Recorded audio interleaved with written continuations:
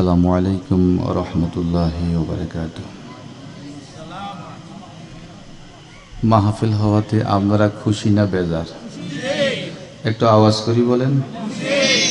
আমি যেভাবে সালাম দিয়েছি, আপনারা যেভাবে উত্তর নিয়েছেন, খুশি বলে বোঝা যায়।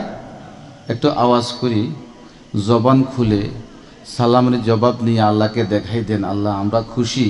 হয়তো এই খুশির কারণে জিন্দেগির গুনাহগুলো মালিক মাফ করে দিতে পারে। সুবহানাল্লাহ বলেন না, আওয়াজ করি। ওয়া আলাইকুম ওয়া রাহমাতুল্লাহি। আমি 1 মিনিট কষ্ট দিব, পিছনে অনেক খালি জায়গা, মাঝখানে দয়া করি আপনারা যদি একটু আগে এসে যান। জি আসে যান, আসেন আসেন ইনশাআল্লাহ আসেন। আমাদের মাহফিলের মধ্যে শয়তানকে বসতে দেব না ইনশাআল্লাহ। এই যে জায়গাটা খালি, ভাই একটু আগে আসেন, জোয়ান ভাই আসেন। এদিকে আসা মানে জান্নাতের দিকে আসা, কোরআনের দিকে আসা, মসজিদের দিকে আসা, আল্লাহর ঘরের দিকে আসা। আসেন আসেন।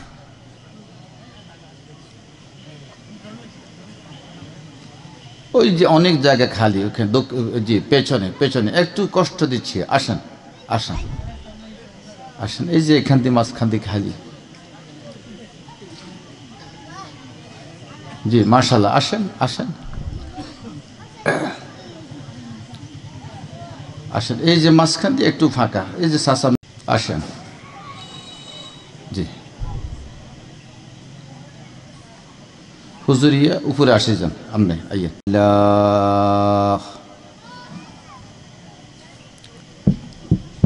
ওয়াসসালাতু ওয়াসসালামু মাল্লা নাবিয়্যা বা'দা।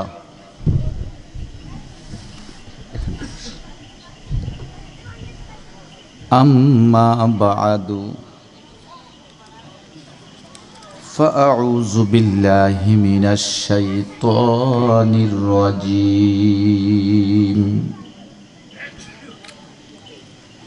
ইন্না আউয়ালা বাইতিন উদিয়া লিন্নাস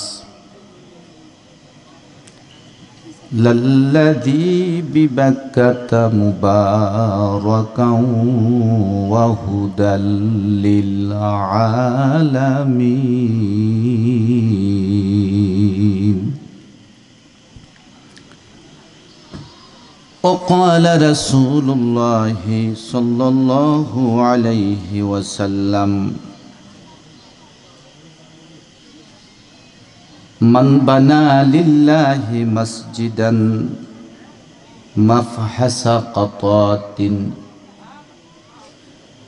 بنى الله بيتا في الجنة। محمد حامد حمد خدا بس खुदामुद आफरीने मुस्तफ़ा बस। मोहम्मद आज तुम्ही खा हम खुदारा, खुदाया आज तो हुब्बे मुस्तफ़ा रा। ला इलाहा ला इलाहा ला इलाहा ला इलाहा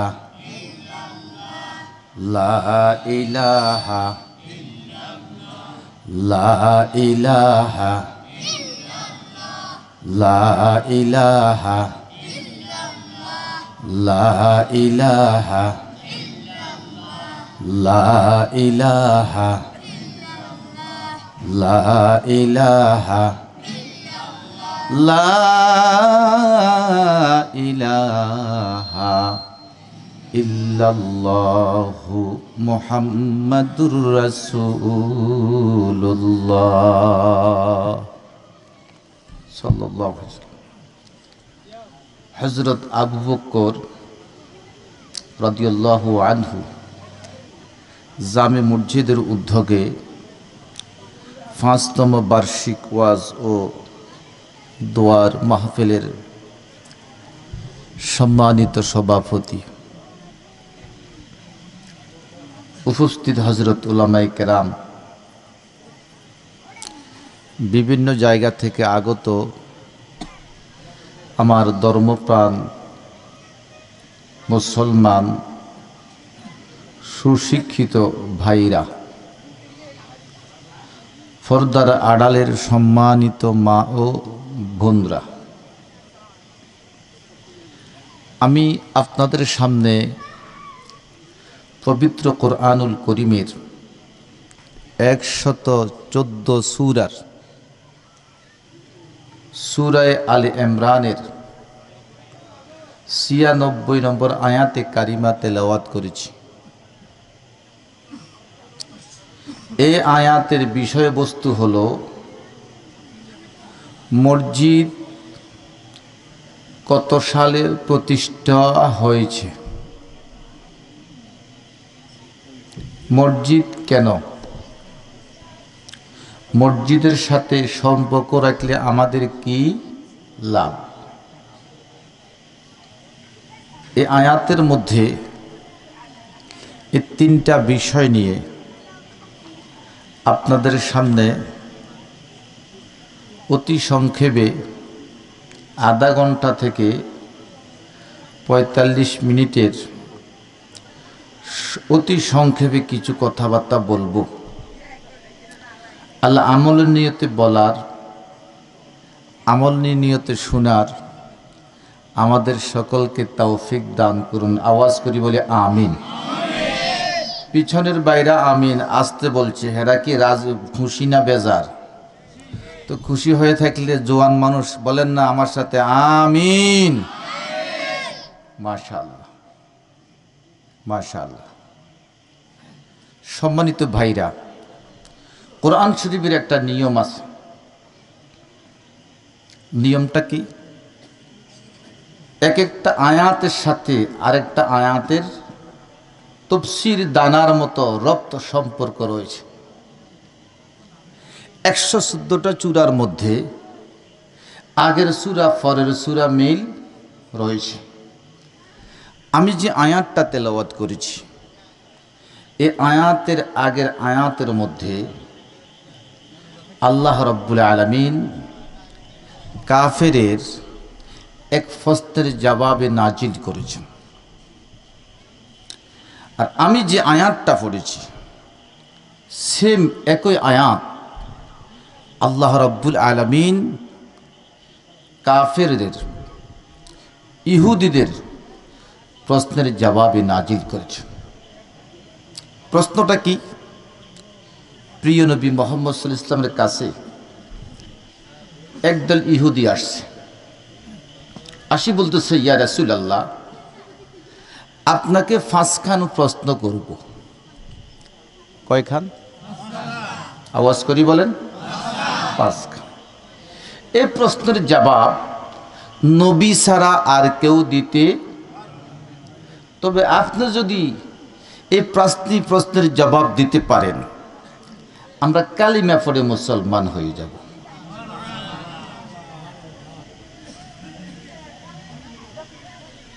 নবী বলেন, তোমরা যায় ইচ্ছা আমাকে প্রশ্ন করতে পারো।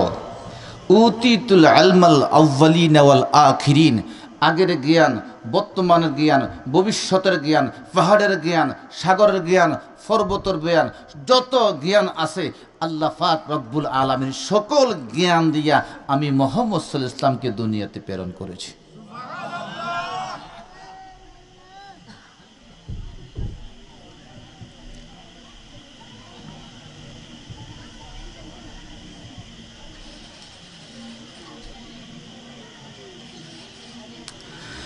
ইকরা বিসমি রাব্বিকাল্লাযী খালাক,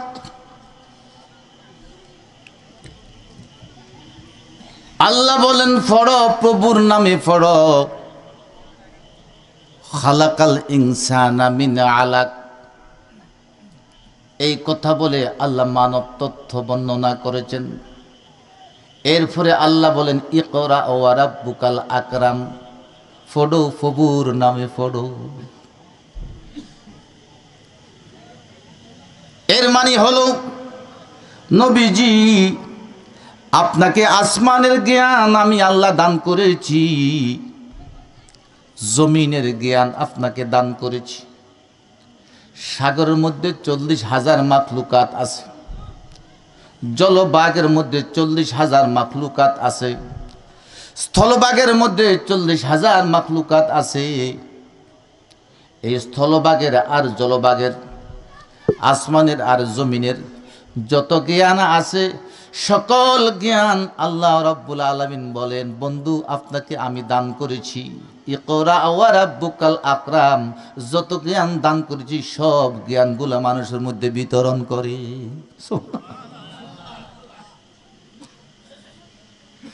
কাফেররা প্রশ্ন করলে, ইয়া রাসূলুল্লাহ, আপনাকে প্রশ্ন করব, এই প্রশ্নের জবাব নবী মুহাম্মদুর রাসূলুল্লাহ ছাড়া আর কেউ দিতে পারবে না।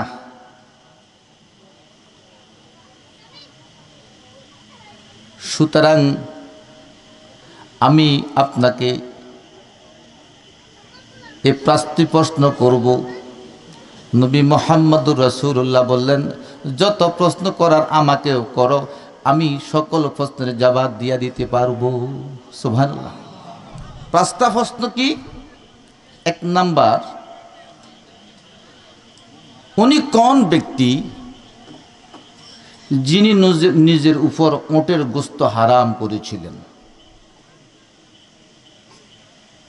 নাম্বার 2, পুরুষের শুক্রাণু কেমন হয়, মহিলার শুক্রাণু কেমন হয়? নাম্বার 3, ছেলে এবং মেয়ে কেন হয়? অনেক সময় দেখা যায় সন্তান বাপের চেহারা, অনেক সময় দেখা যায় সন্তান মায়ের চেহারায়।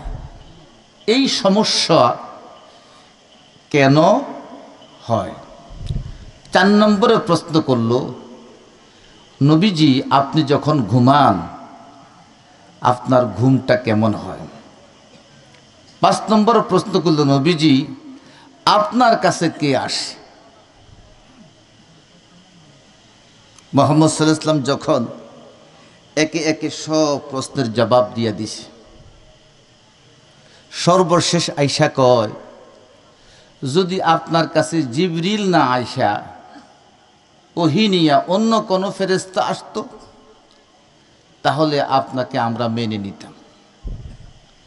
আল্লাহ পাক সাথে সাথে কোরআনের আয়াত নাজিল করে বলে দিলেন, মান আদুওয়া জিবরিল, যে ব্যক্তি জিবরিলের সাথে দুশ্মনী রাখে, মুহাম্মদের কাছে কেন জিবরিল আসে, অন্য কেউ আসলে মানতাম।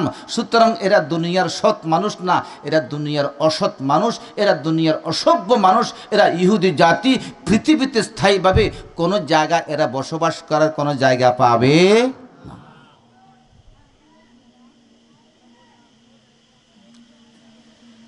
সেম বিশ্বনবী মুহাম্মদুর রাসূলুল্লাহ যখন মদিনায় গেলেন, এই 16 থেকে 17 মাস মদিনার দিকে ফিরে নামাজ পড়ছেন, বাইতুল মুকাদ্দাসের দিকে ফিরে নামাজ পড়ছেন। কত মাস? 16 থেকে 17 মাস শেষ।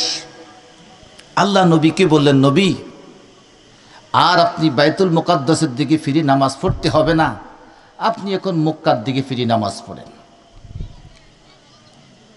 ইহুদগুলো নবীর বিরুদ্ধে তথ্য সন্ত্রাস শুরু করে দিল। তারা বলতেছে, মুহাম্মদুর রাসূলুল্লাহ নিজেকে ইব্রাহিমের সন্তান দাবি করে। ইব্রাহিম আলাইহিস সালাম জন্মগ্রহণ করেছেন ইরাকে, বসবাস করেছেন সিরিয়াতে। যে কদিন ইরাকে ছিলেন, যে কদিন সিরিয়াতে ছিলেন, মুহাম্মদুর রাসূলুল্লাহ পৃথিবীর সর্বপ্রথম ঘর বাইতুল মুকাদ্দাস এর দিকে ফিরে নামাজ পড়েছেন।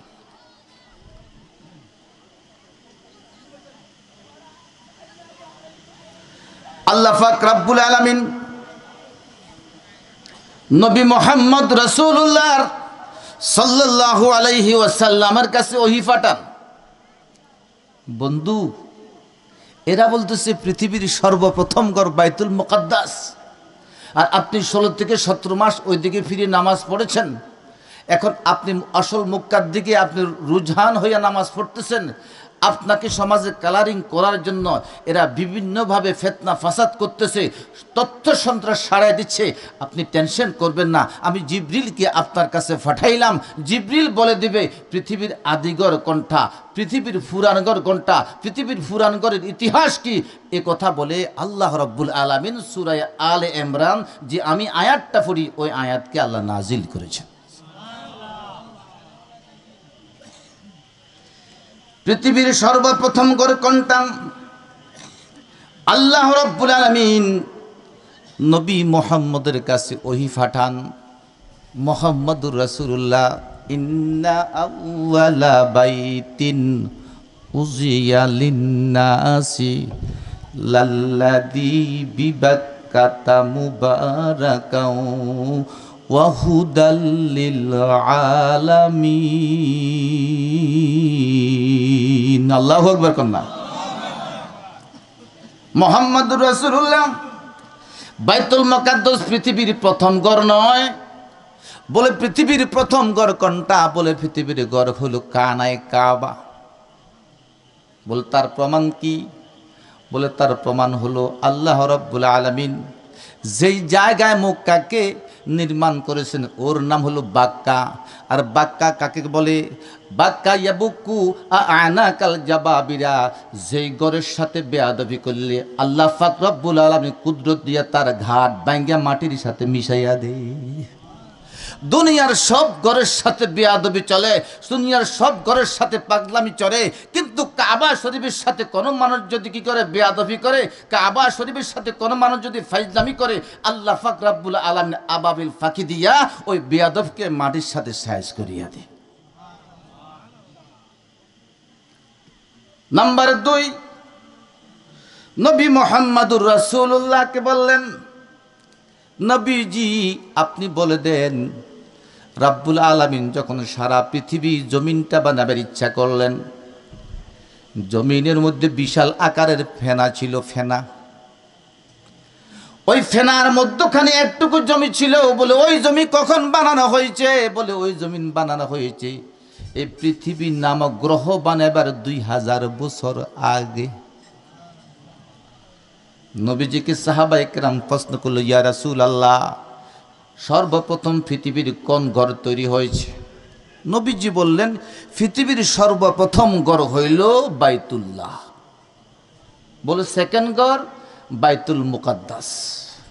হুজুরকে আবার প্রশ্ন করল, প্রথম ঘর বাইতুল্লাহ, দ্বিতীয় ঘর বাইতুল মুকাদ্দাস, এই দুইটা ঘরের মধ্যে ব্যবধান কতদিন?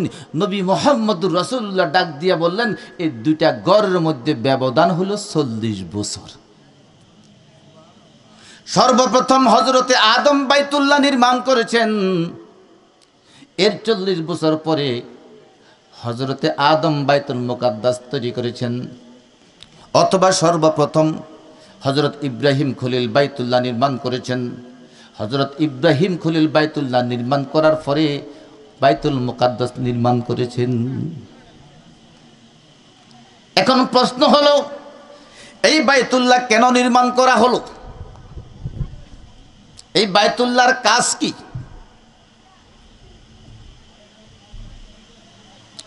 আদম আলাইহিস সালাতু ওয়াস সালাম বেহেশতের মধ্যে ছিল 130 বছর। কত বছর? কথা কয় না, 130 বছর। আসর থেকে মাগরিব 130 বছর পরে যখন আদম আলাইহিস সালাতু ওয়াস সালামকে বেহেশত থেকে বের করে দেওয়া হলো মাগরিবের পরে, আদম আলাইহিস সালাম জান্নাতের মধ্যে ছিলেন, কোনোদিন লোডশেডিং দেখেন নাই। দুনিয়াতে কোনো মানুষ নাই, শুধু একজন মানুষ হযরতে আদম। তিনি এক জায়গায়, মা হাওয়া আরেক জায়গায়। সারা রাত ভয়ের মধ্যে কাটিয়েছেন। ফজরের সময় যখন শুভে সাদেকের আলো দেখছে, হযরতে আদম আলাইহিস সালাম খুশি না বেজার? জোরে বলেন, খুশি। তখন খুশির সাথে তিনি আল্লাহর দরবারে শুকরিয়া জ্ঞাপন করে 2 রাকাত নামাজ আদায় করেছিলেন। ওই 2 রাকাত নামাজ মুহাম্মাদুর রাসূলুল্লাহ যখন আরশে আজিমে গেলেন, নবী মুহাম্মদের উপরে ফরজ ফজরের 2 রাকাত নামাজ ফরজ করি মুহাম্মদকে বলে দিলেন, আমার আদম দুনিয়াতে আসার পরে মাগরিব থেকে আসা পর্যন্ত অনেক টেনশন ছিল, দুনিয়ার অন্ধকারে ছিল, কোনো মানুষ দুনিয়াতে ছিল না, খুব পেরেশানি করেছে।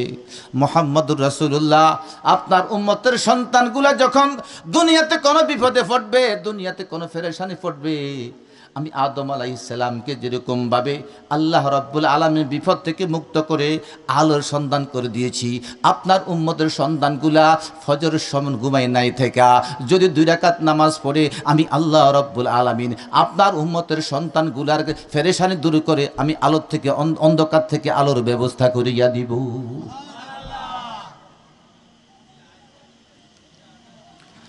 আদম আলাইহিস সালাম একা, পৃথিবীতে আর কোন মানুষ আল্লাহর দরবারে দরখাস্ত করল, রাব্বি করিম আপনার কাছে আমার দরখাস্ত। বলে কি দরখাস্ত? বলে একা একা আমার কাছে ভয় লাগে, একা একা আমার কাছে পেরেশান লাগে, রাব্বুল আলামিন আপনার কাছে দরখাস্ত, আমি আদমের জন্য আপনি একটা নিরাপত্তার ঘরের ব্যবস্থা করিয়া দে।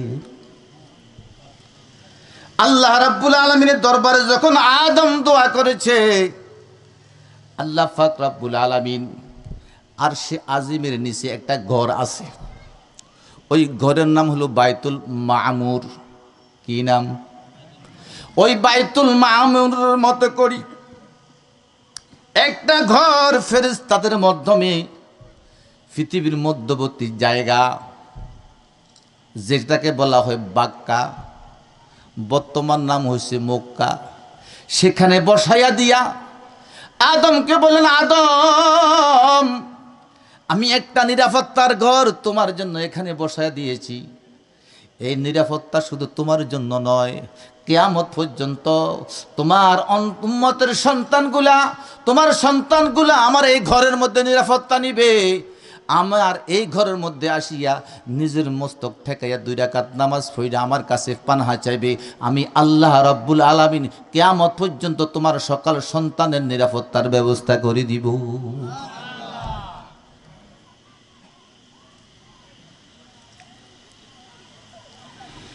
এই কাবা শরীফ হযরত আদম আলাইহিস সালাতু ওয়াস সালাম নির্মাণ করেছে, অথবা আল্লাহ রাব্বুল আলামিন আসমান থেকে কুদরতিভাবে পৃথিবীর মধ্যবর্তী জায়গা মক্কার মধ্যে বসাইয়া দিছে। এই ঘরখানা বসাই দেওয়ার পরে এই পর্যন্ত ঘরখানা 10 বার ভাঙ্গা হয়েছে, 10 বার গড়া হয়েছে। ইমাম মালিক রহমতুল্লাহ আলাইহির যুগে আইসা ইমাম মালিক রহমতুল্লাহ আলাই কঠোরভাবে ফতুয়া দিয়া দিলেন, তোমাদের একটু ক্ষমতা হইলে, তোমাদের একটু টাকা পয়সা হলে তোমরা আল্লাহর ঘরকে ভাঙ্গো আর গড়ো, এটা আল্লাহর ঘর নিয়ে একটা ফুতুল খেলা হয়ে যায়। খবরদার, আমি মালিক রহমতুল্লাহ আলাই ফতুয়া দিয়া দিলাম, কিয়ামত পর্যন্ত আল্লাহর ঘরের মধ্যে কেউ হাত দিয়া ভাঙ্গা আর গড়বে এটা আর চলবে না। ইমাম মালিক ফতুয়া দিয়েছেন, সারা বিশ্ব তিনার ফতুয়াকে গ্রহণ করে আজ পর্যন্ত মক্কা শরীফে কেউ হাত দেয় নাই, কিয়ামত পর্যন্ত হাত দিতে পারবে না। যারা মক্কা শরীফকে গড়ছে তাদের মধ্যে উন্নত হলো একজন হযরত ইব্রাহিম আলাইহিস সালাম। কি নাম? জোরে বলেন। ইব্রাহিম। ইব্রাহিমকে আমার ঘর সেটা হলো বাইতুল্লাহ, আমি বাইতুল্লাহকে নির্মাণ করার কন্ট্রাক্টরি আপনাদেরকে দিয়া দিলাম।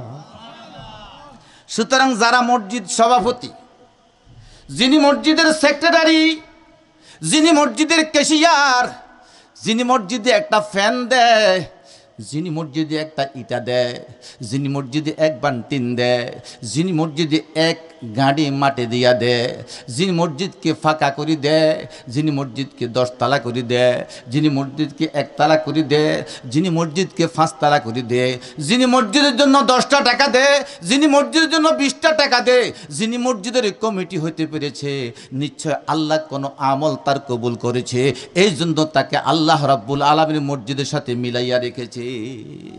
আওয়াজ করি বলেন ঠিক না বেঠিক? সুতরাং যেই ব্যক্তি মসজিদ থেকে দূরে, টাকা খুঁজলে টাকাও দেয় না,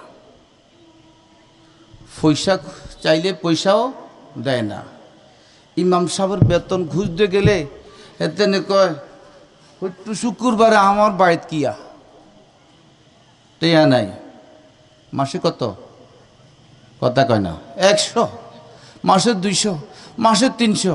ইমাম সাহেবের টাকা নাই, হে 10 তালা বাড়ি করার টাকা আছে, 5 তালা করার টাকা আছে, ফলট কিনার টাকা আছে, প্লাট কিনার টাকা আছে, গাড়ি বাড়ি কিনার টাকা আছে।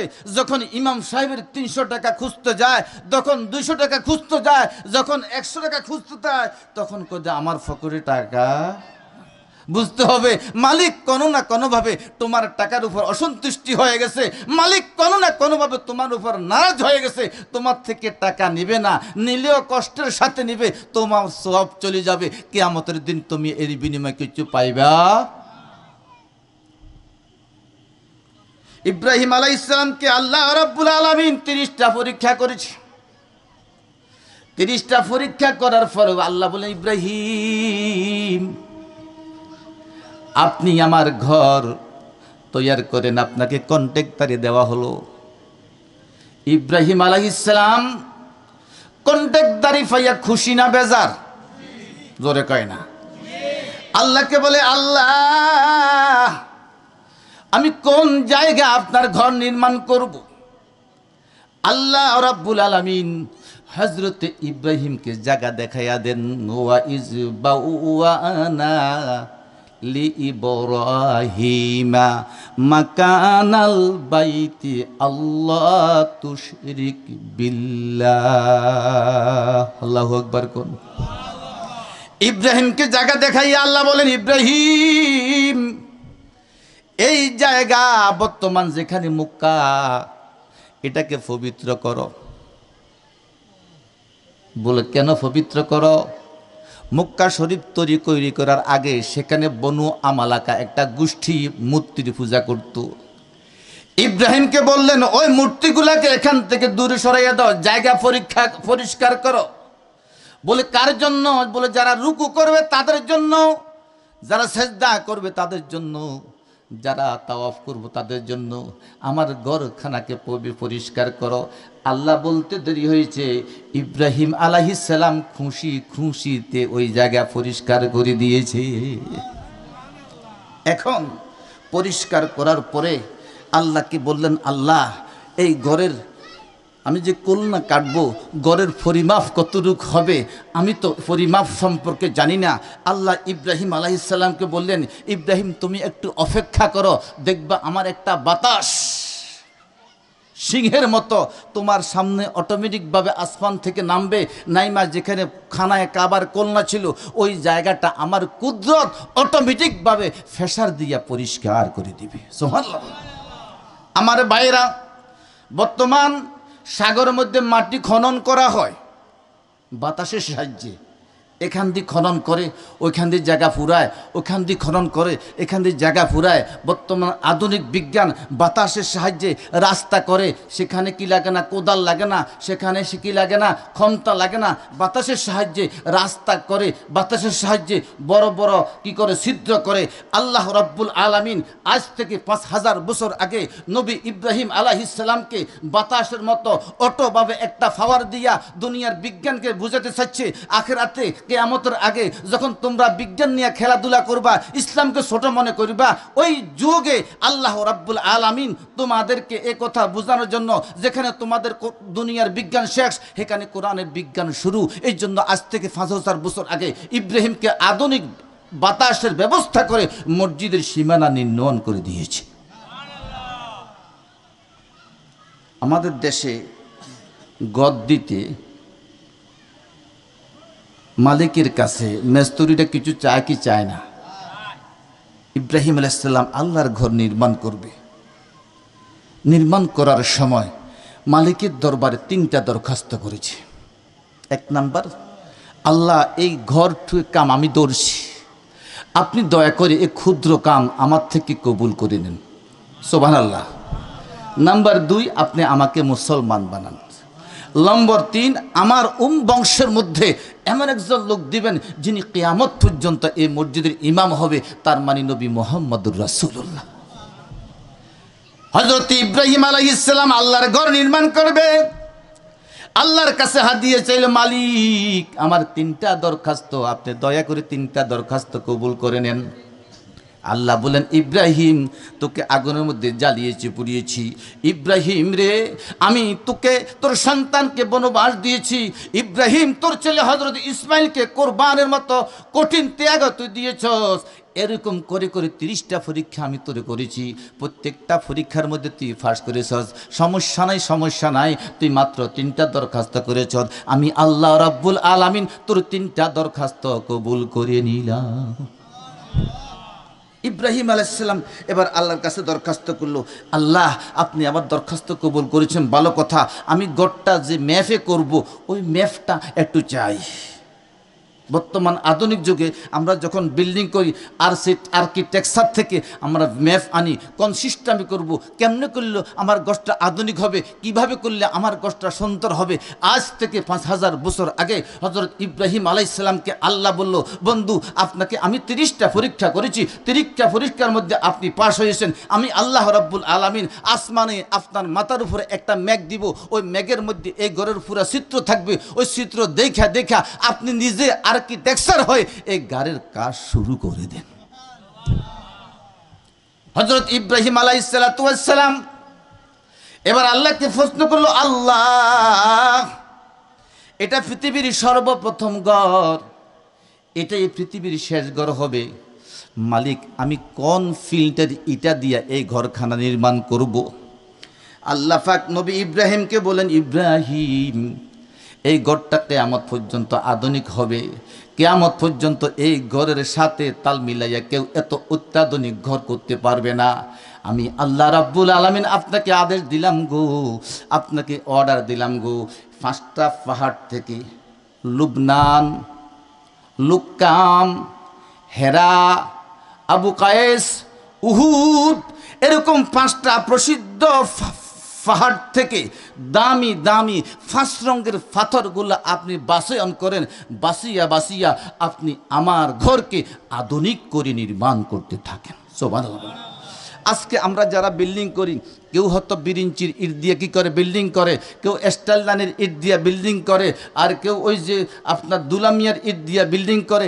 এক ফিল্টের ইট দিয়া দিয়া 10 তলা 16 তলা শেষ করে দেয়। পৃথিবীতে এমন কোনো বিল্ডিং নাই আধুনিকভাবে 5 ফিল্টের 5 কালারের ইটা দিয়া করেছে।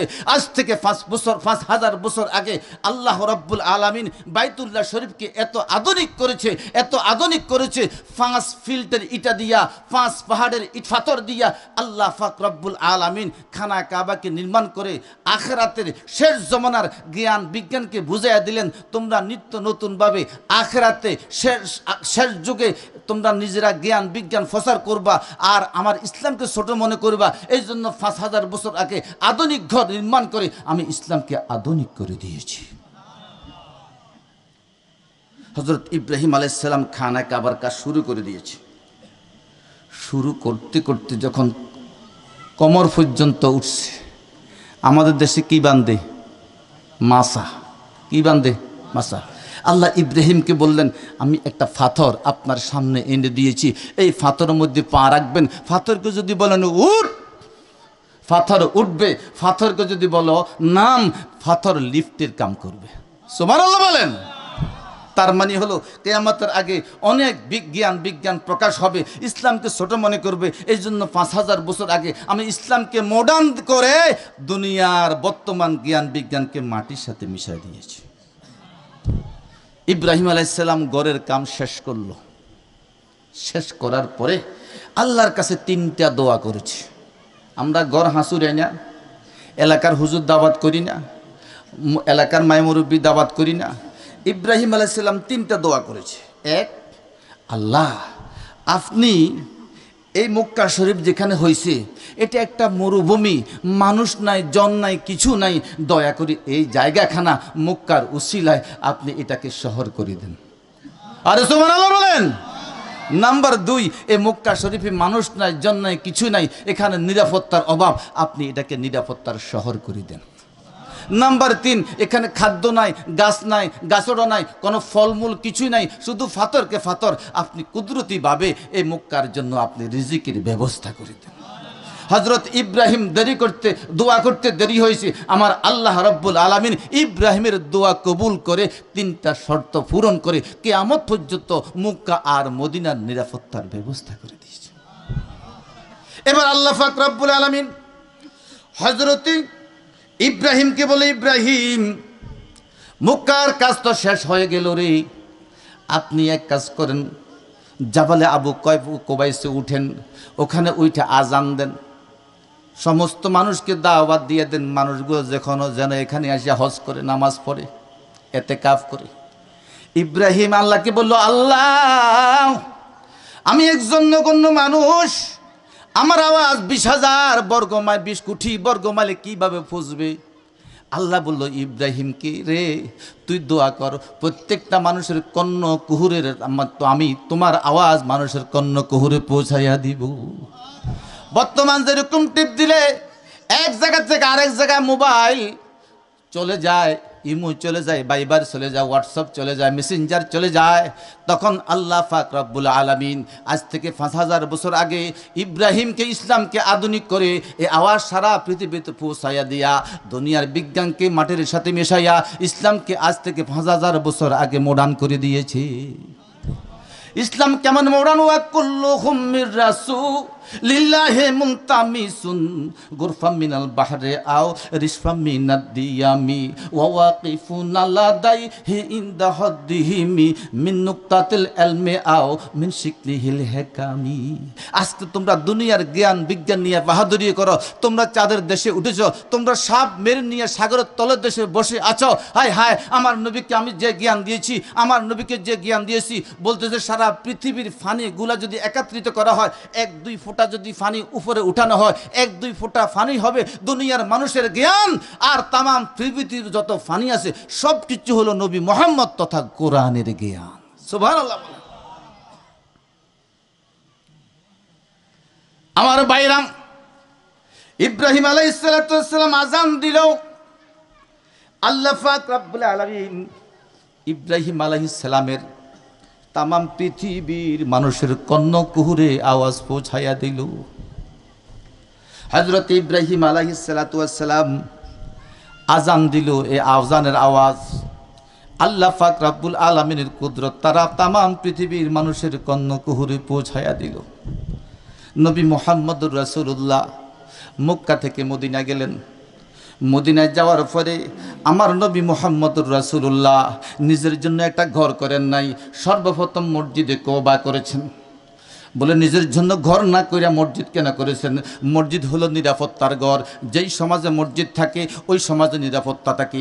মুহাম্মদুর রাসূলুল্লাহ আগে মসজিদ করে নিরাপত্তার ব্যবস্থা করেছেন, মক্কা মদিনার মানুষের নিরাপত্তা করেছেন, এরপরে মুহাম্মদুর রাসূলুল্লাহ নিজের জন্য ঘর করেছে। কওবা থেকে মুহাম্মদুর রাসূলুল্লাহ রওনা করলেন মসজিদে মদিনার দিকে। আল্লাহ রসুল মুহাম্মদুর রাসূলুল্লাহর ওটখানা বর্তমান যেখানে মসজিদে নববী সেখানে বসে গেছে। মুহাম্মদুর রাসূলুল্লাহ লোকজনকে ডাকালেন, এই জায়গার মালিককে। দেখা গেল এই জায়গার মালিক হলো 2 এতিম, একজনের নাম সাহাল, আরেকজন সুহাইল, মাও নাই বাপও নাই। বলে এই 2 জনের এতিমকে কে তত্ত্বাবধান করে, কে লালন পালন করে? লোকজন বলল জরাহ ইবনে রবি নামক একটা লোক এই জায়গাখানাকে এই তত্ত্বাবধান করে, এই 2টা ছেলেকে তত্ত্বাবধান করে। জরাহ ইবনে রবিকে ডাইকে বলল, এই জায়গাটুকু আমার পছন্দ হয়েছে, এখানে মসজিদে নববী করা হবে, মদিনার মসজিদ করা হবে, এই জায়গাটা আমার কাছে বিক্রি করো। বলতেছে আপনি আমাকে 10 দিনার দিতে হবে। হযরত আবু বকরকে মুহাম্মদুর রাসূলুল্লাহ ডাইকায় বলল, আবু বকর তুমি কি করো? এই জায়গার জন্য 10 দিনার দিয়ে দাও। আবু বকরকে বলতে দেরি হয়েছে। আবু বকর সিদ্দিক রাদিয়াল্লাহু তাআলা আনহুর আদেশ পালন করতে গিয়া 10 দিনার টাকা দিয়া মসজিদের জায়গা কিনে দিতে 1 সেকেন্ডও দেরি করে নাই। আমার ভাইরা, আবু কোটি টাকার মালিক ছিল। যখন মক্কা থেকে মদিনায় গেছে তার কাছে মাত্র 5000 দিনার আছে। কত হাজার? 5000 দিনার ছিল। হযরতে আবু বকর সিদ্দিক রাদিয়াল্লাহু তাআলা আনহু 3 বছরের প্রেসিডেন্ট ছিলেন। এই 5000 দিনারও খরচ করতে করতে করতে শেষ পর্যন্ত যখন দুনিয়ার থেকে চলে গেছে, এমন কোনো ফান্ড নাই, এমন কোনো টাকা নাই, এমন কোনো পয়সা নেই হযরত আবু বকরের জন্য কাপড় কিনে, জানাজার কাপড় কিনে তার গায়ের মধ্যে পেছাবি। সুবহানাল্লাহ।